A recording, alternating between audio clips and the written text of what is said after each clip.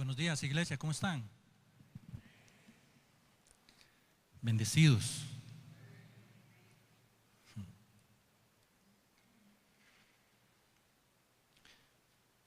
Hace poco estábamos cantando, he decidido seguir a Cristo. Yo he decidido seguir a Cristo.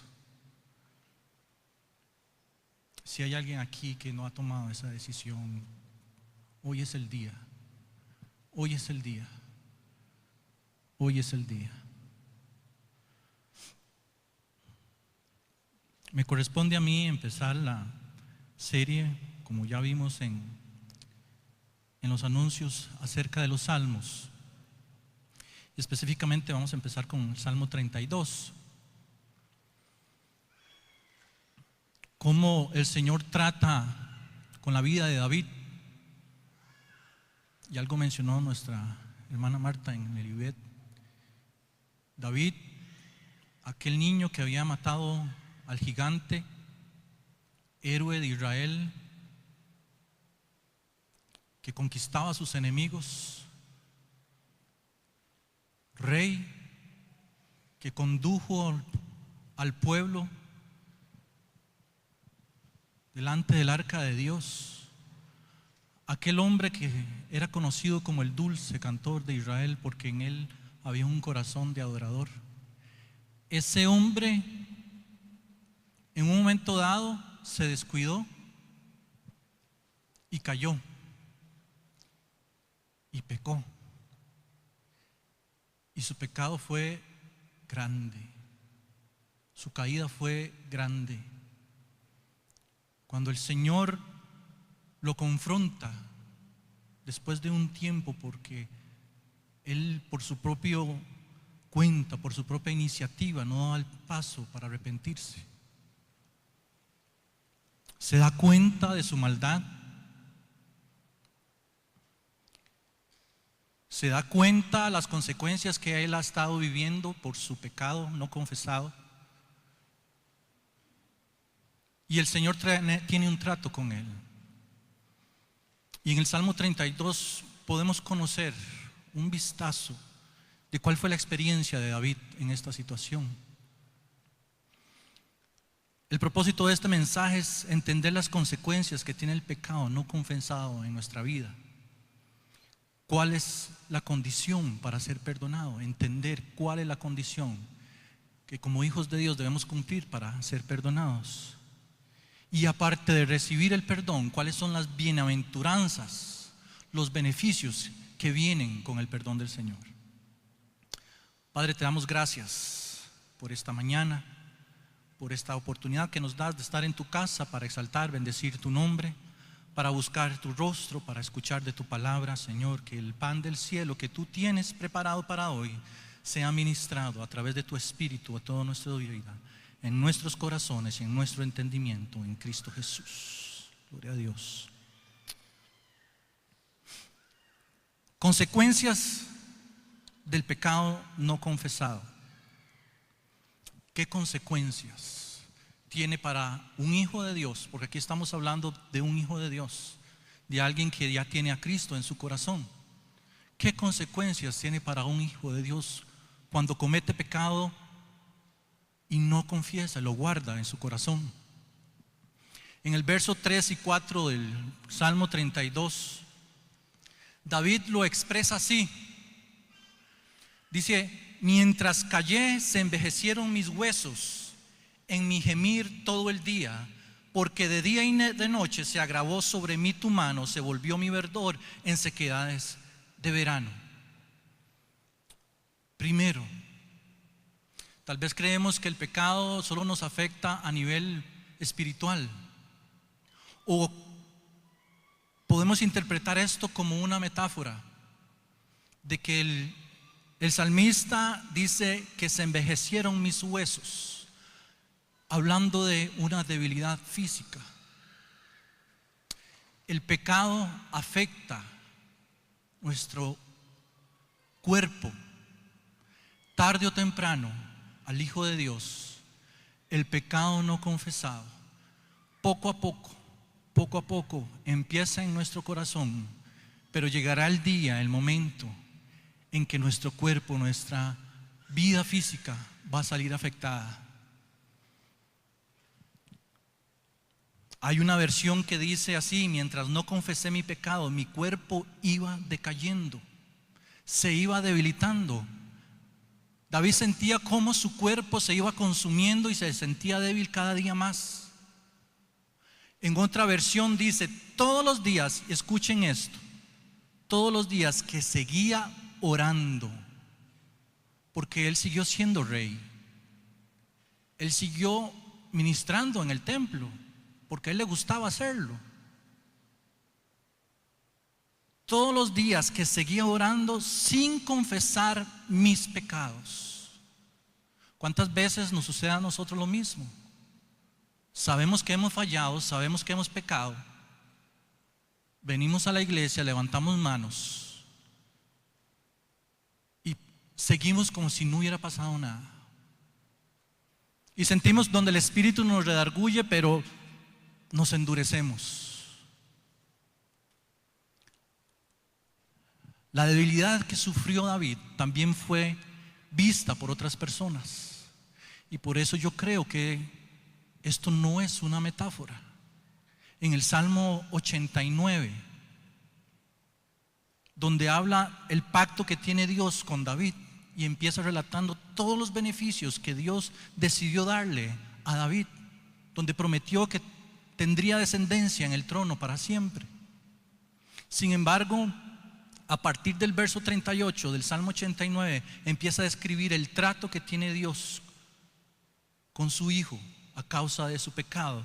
Y en el verso 45 dice así: has acortado los días de su juventud, le has cubierto de afrenta.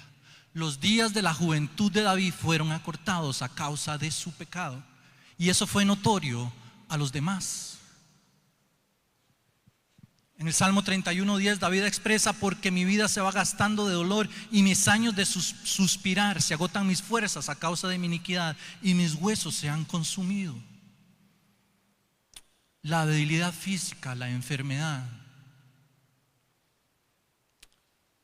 Y quiero aquí hacer una aclaración.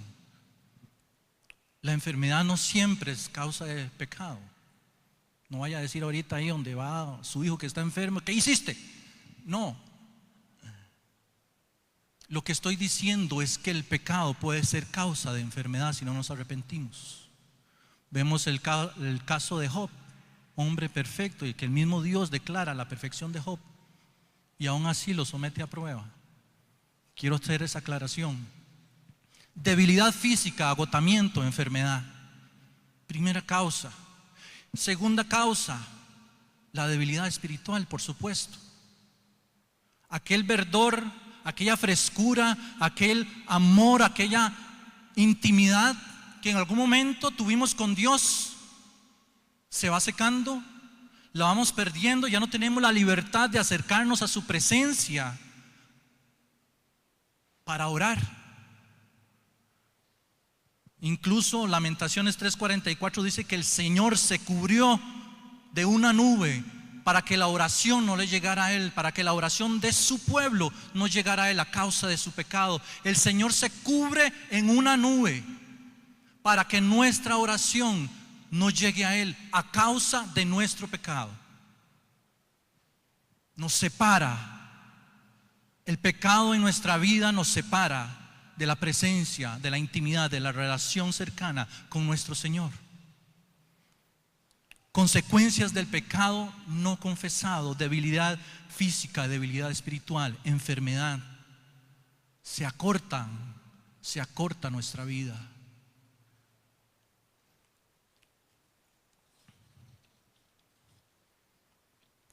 Pero ¿qué condiciones? ¿Qué condiciones debemos cumplir? ¿Cuáles son aquellas condiciones que tenemos que cumplir delante del Señor para recibir el perdón?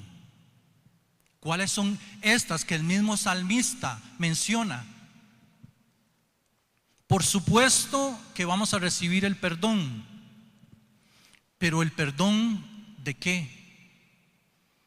Si leemos la historia de David, podemos decir: es que David El hombre se lució pecando, adulteró, engañó, fue un hipócrita, mandó a matar. Es que David sí tenía que arrepentirse de algo. Pero si vemos cómo empieza el Salmo 32, menciona 4 aspectos y quisiera leerles la definición de cada uno de ellos para poner una base que nos va a ayudar a entender cuál es nuestra condición. Primero de ellos es la transgresión. La transgresión es la violación de una ley, de un precepto, de un mandamiento. El pecado es el rechazo de la voluntad de Dios para vivir según nuestra voluntad, dándole la espalda a Él. Eso es el pecado. La iniquidad es la condición de no ser recto, ya sea en nuestra relación con Dios, con base en sus normas de justicia y santidad, o en relación con los hombres. Nuestra iniquidad puede ser para con Dios o para con nuestro prójimo, con base en lo que el hombre sabe que es justo por su propia conciencia. Y el engaño, que es dar a la mentira apariencia de verdad, falta de verdad y falsedad. Si leemos cada una de estas definiciones, y si yo digo, levanten las manos, ¿quién está en alguno de esos? ¿En alguno? ¿O en los 4? No sé. Yo creo que todos tendríamos que levantar la mano. O habrá alguien que diga, no, es que yo no soy tan malo. O hay alguien que se autojustifique aquí y dice, no, es que la verdad es que yo me veo a mí y la verdad es que estoy bien. Cuando uno empieza a autojustificarse y a verse como que ahí estamos cerrando la oportunidad de conseguir que el Espíritu Santo nos redarguya todos los días. Dice el Romanos 3:10, no hay justo ni aún uno. Y el Romanos 3:23 dice, por cuanto todos pecaron están destituidos de la gloria de Dios. Este es un mensaje no para condenar. Este es un mensaje para confrontar nuestra vida, sabiendo que en Él tenemos perdón de nuestros pecados. Primera de Juan 9:10 lo resume así: si decimos que no tenemos pecado, nos engañamos a nosotros mismos y la verdad no está en nosotros. Si decimos que no hemos pecado, le hacemos a Él mentiroso y su palabra no está en nosotros. Si decimos que no tenemos pecado, le hacemos a Él mentiroso. Y no hablamos de aquel pecador que está lejos de la misericordia de Dios, aquel que no ha encontrado a Cristo. Es aquel pecado de esa cotidianidad que normalmente nosotros como hijos de Dios estamos en un mundo de pecado, estamos en un mundo lleno de tinieblas y constantemente nos vemos impactados por las corrientes de este mundo, y bien que mal somos contaminados por ello, por una conversación, por un chiste, por algo, por un pensamiento. Viste pasar a una mujer y se te fueron los ojos inconscientemente, porque estamos en un cuerpo de carne débil. Todos necesitamos de la misericordia de Dios todos los días. ¿Qué podemos hacer para recibir el perdón de Dios? Y el mismo salmista nos cuenta cuál fue su experiencia. ¿Qué hizo David para recibir el perdón de Dios? En el verso 5 del Salmo 32 dice: mi pecado te declaré y no encubrí mi iniquidad. Dije, confesaré mis transgresiones a Jehová, y tú perdonaste la maldad de mi pecado. Confesé mi transgresión. Y dice, y tú perdonaste mi pecado. Confesé. Confesé no es no, es abrir la boca. Pronuncie palabra. Confesar es abrir y pronunciar palabra. Proverbios 28:13 dice que el que encubre su pecado no prosperará. No va a prosperar. Mas el que los confiesa y se aparta alcanzará misericordia. Es que no se trata solo de confesar. Yo puedo venir, Señor, confieso mi pecado y voy y vuelvo y hago lo mismo. Señor, te confieso mi pecado, voy y vuelvo y hago lo mismo. Es confesar nuestra falta, es confesar nuestro pecado, nuestra maldad y apartarnos. De eso se trata el arrepentimiento. Si estamos siendo confrontados con una debilidad en nuestra vida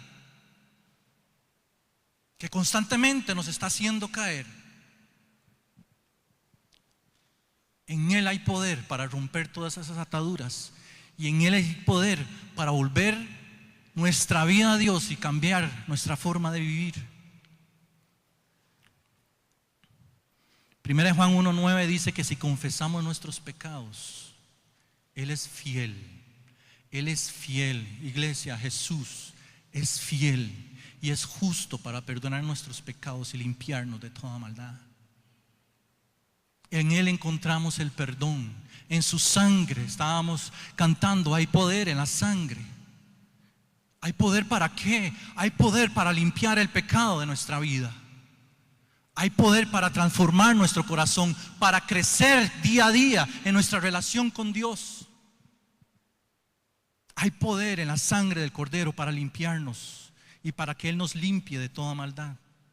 Pero aparte de recibir el perdón, el salmista menciona 6 beneficios que vienen con el perdón, entendiendo que el Señor no solo perdona, sino que aparte de darnos el perdón, nos da mucho más allá, como dice la palabra, mucho más abundantemente de lo que pedimos o entendemos. Los beneficios del Señor van más allá de su perdón, y lo vemos acá en el verso 6. El primero de ellos es: nos librará de la inundación de las aguas.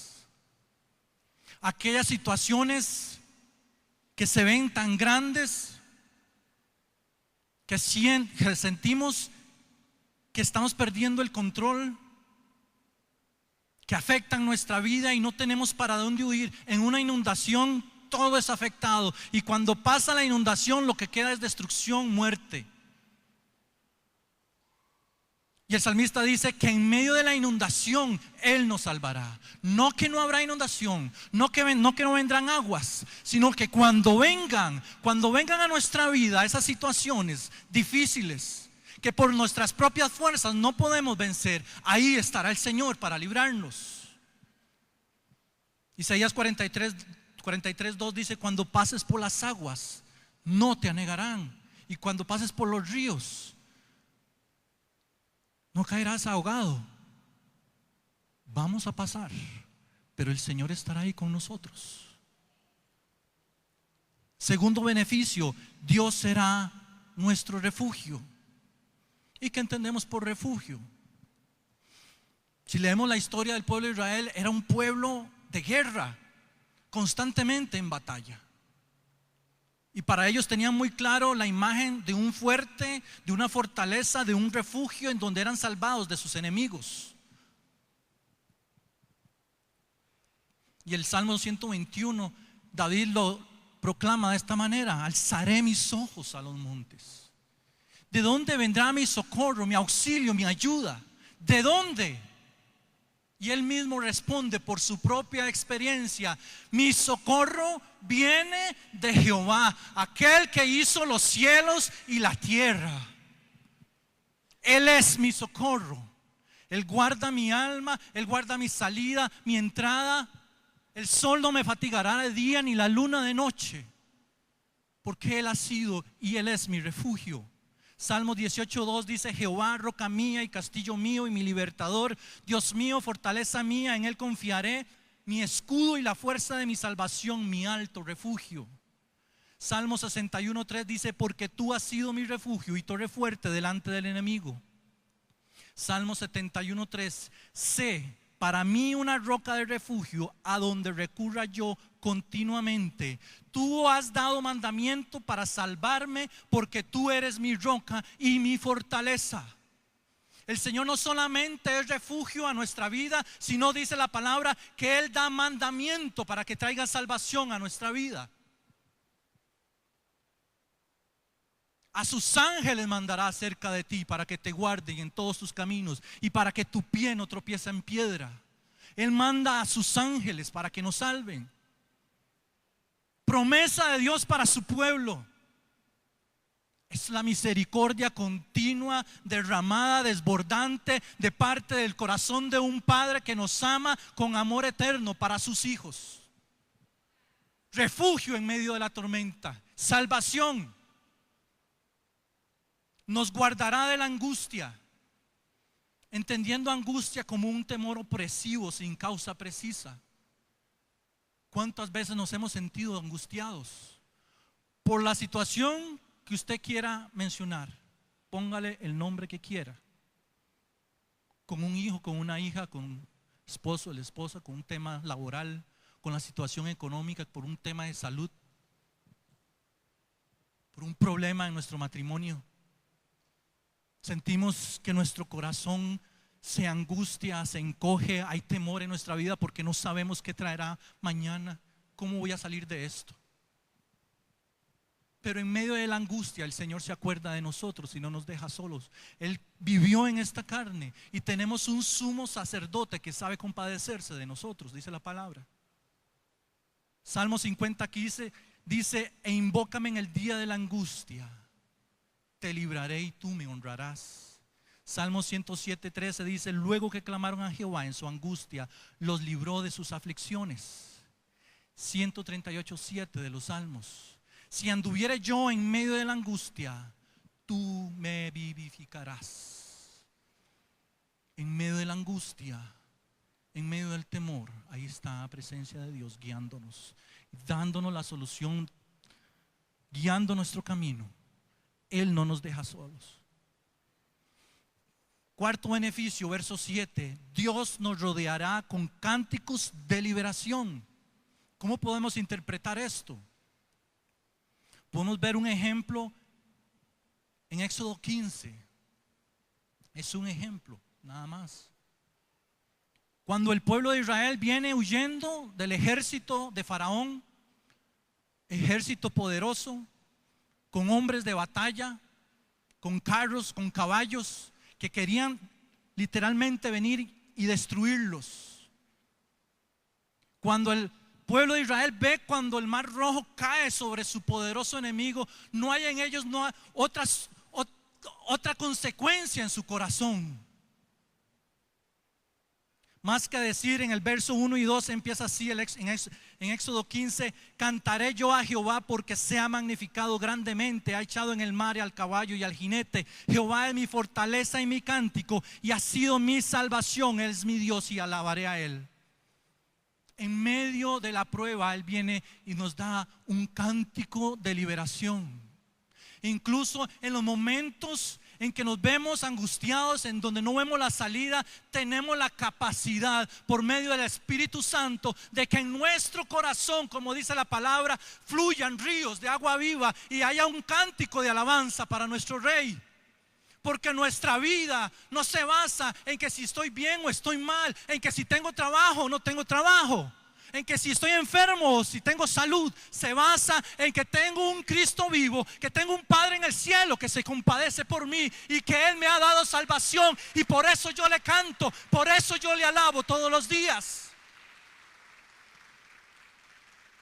Sofonías 3:17 dice: aunque la higuera no florezca, ni en las vides haya fruto, y aunque las vacas sean quitadas de la majada y los frutos y en los campos no den mantenimiento, a pesar de eso, con todo yo me alegraré en Jehová, que Él es mi Dios, y me gozaré en el Dios de mi salvación. Cántico de liberación en nuestra vida.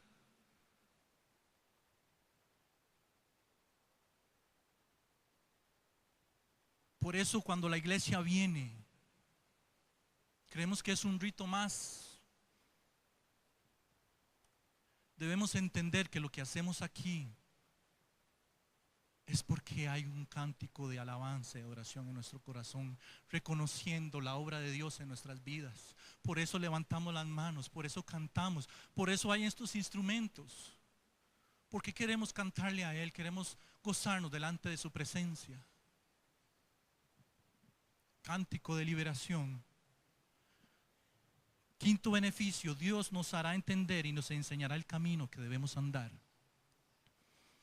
Nos hará entender. nos hará entender. Hay cosas que pasan en la vida que a veces uno dice, no entiendo por qué pasan.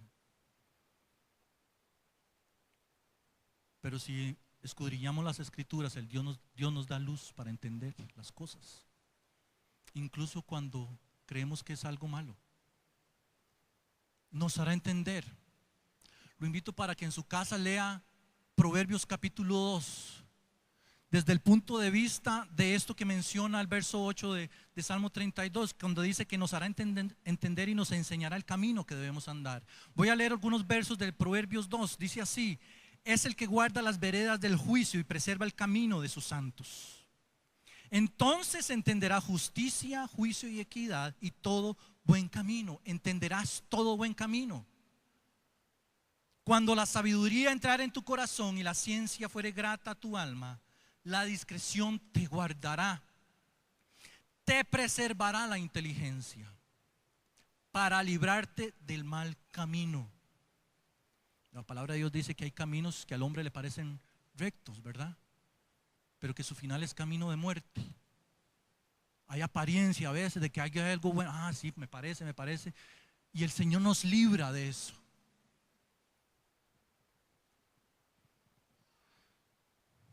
Para librarte del mal camino, de los hombres que hablan perversidades, que dejan los caminos derechos para andar por sendas tenebrosas, que se alegran haciendo el mal, que se huelgan en las perversidades del vicio, cuyas veredas son torcidas y torcidos sus caminos. Nos libran del hombre perverso. Nos libra de aquel hombre, de aquella mujer que no nos conviene. Serás librado de la mujer extraña, de la ajena que halaga con sus palabras. Hasta en eso nos libra el Señor. Nos libra de ser tentados en esta área. Hablando de los matrimonios, el Señor nos va a librar cuando vivimos una vida de santidad, cuando vivimos una vida de búsqueda diaria del perdón de Dios, de andar en su obediencia, en sus caminos. El Señor hasta en eso nos cuida porque sabe nuestra debilidad. Aquí habla de mujer extraña. Póngale también hombre extraño, porque tanto es el hombre como la mujer, y más en estos tiempos. Y no crea que esto es solo para los casados, para los solteros también. El Señor te librará de ese hombre o de esa mujer que no te conviene, por su misericordia, por su amor. El sexto beneficio, en el verso 8 dice que sobre nosotros fijará sus ojos. Salmo 34:15 dice: los ojos de Jehová están sobre los justos y atentos sus oídos al clamor de ellos. Sus ojos están sobre los justos, y no solo sus ojos, sus oídos, atentos al clamor de ellos. Ojos y oídos de parte del Señor, atento a nuestra vida. Salmo 101:6 dice: mis ojos pondré en los fieles de la tierra para que estén conmigo. El que anda en el camino de la perfección, este me servirá. Mis ojos pondré en los fieles de la tierra para que estén conmigo. El Señor pondrá sus ojos sobre nosotros. Así como usted cuando tuvo sus hijos pequeñitos y los andaba cuidando para que no se cayeran, para que no se comiera nada raro. Así el Señor en su misericordia, en su amor, pone su mirada sobre nosotros para guiarnos, para cuidarnos. Y no solo sus ojos, sino que su oído se inclina al clamor nuestro. Otro beneficio del perdón. Al final, el salmista termina con una advertencia, porque él lo vivió en carne propia. Él habla con conocimiento. Cuando el Señor dice: no seas como el caballo, como el mulo, que no tienen entendimiento, que tienen que ser sujetados con freno, con cabestro, porque si no, no se acercan a ti. El Señor tuvo que agarrar a David y socarle. ¿Ha sentido usted el freno de Dios alguna vez? Por nuestra dureza de corazón, porque entendemos y sabemos lo que dice la palabra, pero perdonando la expresión, nos emperramos en hacer nuestra regalada gana, porque tengo una necesidad, porque no me sale nada, entonces me voy con el primero que me salga y no espero en la respuesta y en el tiempo de Dios. Porque me desespero porque el negocio no sale, entonces voy y me meto en hacer cosas que sé que no agradan a Dios. Me desespero porque me falta el dinero y no espero el tiempo de Dios. Endurezco mi corazón y pongo mis necesidades primero que hacer la voluntad de Dios. O mi deseo antes que mi necesidad es agradarle a Dios y en todo momento esperar en su presencia por su respuesta. No es fácil, yo no digo que sea fácil, no es fácil. Pero el Señor dice la palabra en Hebreos 12 que al que ama disciplina y azota al que tiene por hijo. El Señor nos disciplina, el Señor nos corrige en su amor, y si lo hace es porque Él no nos ha desechado. Gloria a tu nombre, Jesús. Termina diciendo el salmista: a los justos, a los que esperan en Jehová, la misericordia los alcanzará, y por tanto el Señor los invita a gozarse en Él y cantar con júbilo, porque han alcanzado su perdón y su favor. Alguien dirá: está bien todo eso que usted está mencionando, suena muy bonito, pero la verdad es que yo estoy bien, tengo paz, me va bien. ¿Para qué? ¿Para qué molestarme tanto? E incluso he visto gente que nunca han reconocido a Dios en su vida y les va bien, son prosperados. ¿Para qué molestarnos afligiendo nuestra vida, buscando a Dios, tratando de vivir una vida en santidad, si hay gente que no lo hace, ni siquiera toma en cuenta a Dios en su vida y les va bien? Si usted en algún momento ha pensado eso, quiero decirle esto que dice la palabra de Dios. Y escuche, por favor, ponga atención. Si está dormido, despiértese en el nombre de Jesús. Malaquías 3, a partir del verso 13. Vuestras palabras contra mí han sido violentas, dice Jehová, y dijisteis que hemos hablado contra ti. Habéis dicho: por demás es servir a Dios. ¿Qué aprovecha que guardemos su ley y que andemos afligidos en presencia de Jehová de los ejércitos? ¿Qué aprovecha? ¿Para qué jorobarnos tanto? Decimos pues ahora: bienaventurados son los soberbios, los que hacen impiedad, no solo son prosperados, sino que tentaron a Dios y escaparon. Oiga lo que decía el pueblo de Israel. Aquellos soberbios que no tenían en cuenta a Dios fueron prosperados y escaparon lo que ellos creían. Entonces los que temían a Jehová hablaron cada uno a su compañero, y Jehová escuchó y oyó. Y fue escrito, dice, libro de memoria delante de él. Hay escrito un libro de memoria delante de Dios nuestro Padre, para los que temen a Jehová y para los que piensan en su nombre. ¿Y qué dice este libro de memoria?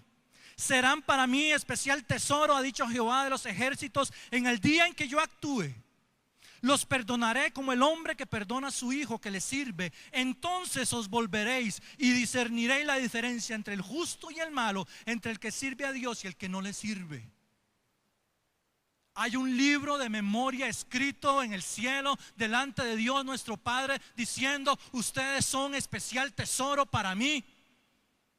Aquel que teme mi nombre, que me busca, es especial tesoro para mí. El día en que yo actúe, haré diferencia entre aquel que nunca me buscó y aquel que vivió su vida humillado delante de mi presencia.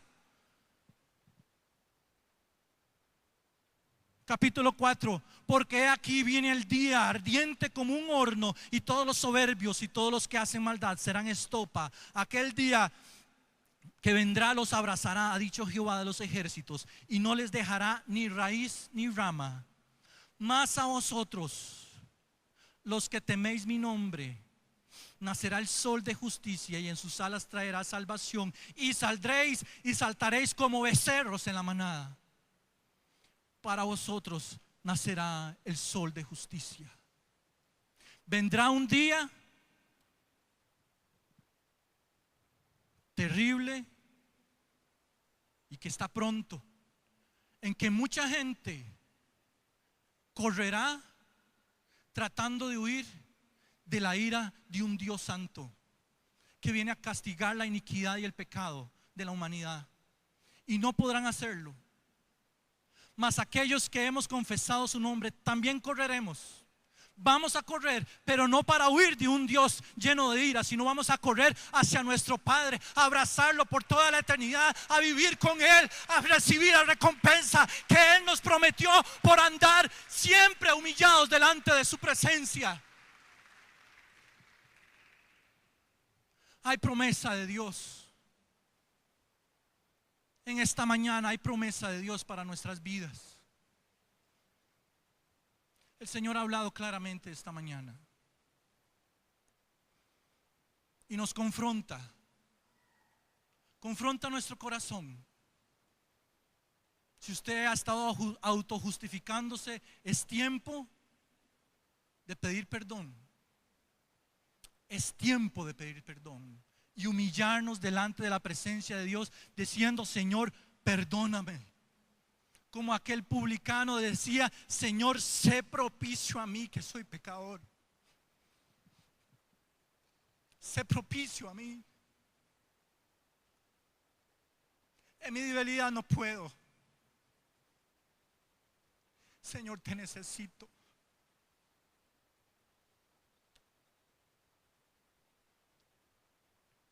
Te necesitamos, Espíritu Santo.